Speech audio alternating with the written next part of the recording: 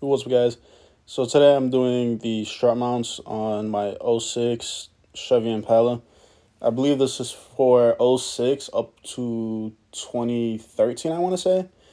But I couldn't find any other videos on how to do just strut mounts.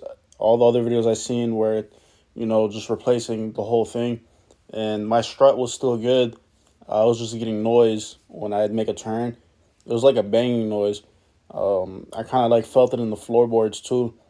So I ended up getting the spring compressor tool from AutoZone, and the issue I had with it was I couldn't get a good grip on the whole spring. So when I did compress the spring, some of it was still touching the bottom, but it released enough pressure for me to be able to take it off. But it ended up giving me a hard time putting the new strut mount back on. I think it's just the design of the strut and the fact that the spring compressor is so thick. If it was a professional one, it would have been a lot easier than the one I rented from AutoZone. But if you guys want a detailed video on how to do this, like actually taking the strut out and replacing the mount, I still have to do the driver's side. I finished just the passenger side for today and I actually got rid of the noise. So I probably don't really need to do the other side. But because I took the whole strut out, I think I'm just going to do both sides and then get a wheel alignment. But, you can pretty much see here the general idea on how to do it.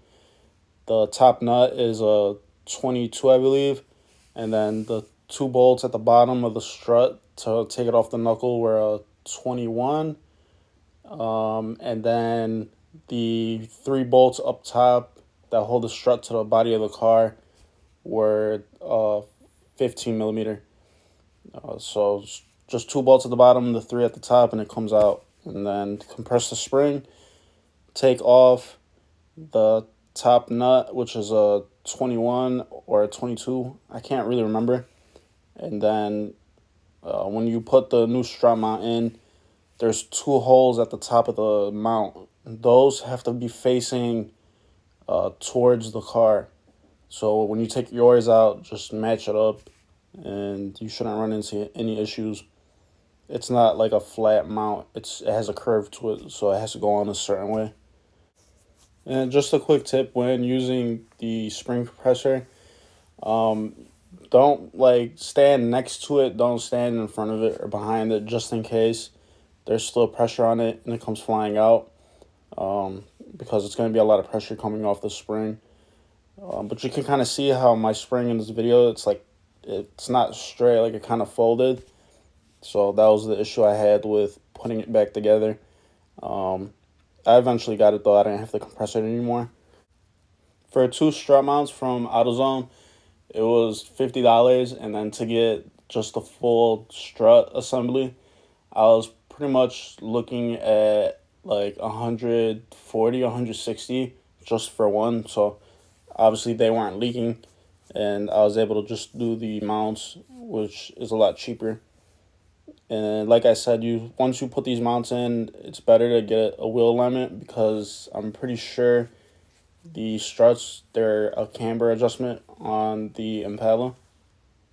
And just a little update, just to let you guys know, I have more content coming out on it. It's the SS, so it has a 5.3 in it. I got the oil leak, which I believe is from the oil pan. You have to drop the subframe to do that. I think I'm going to record a video on doing that because a lot of the videos out there don't show everything. So I'll probably end up, I have to change that gasket anyway, so I'll probably record it.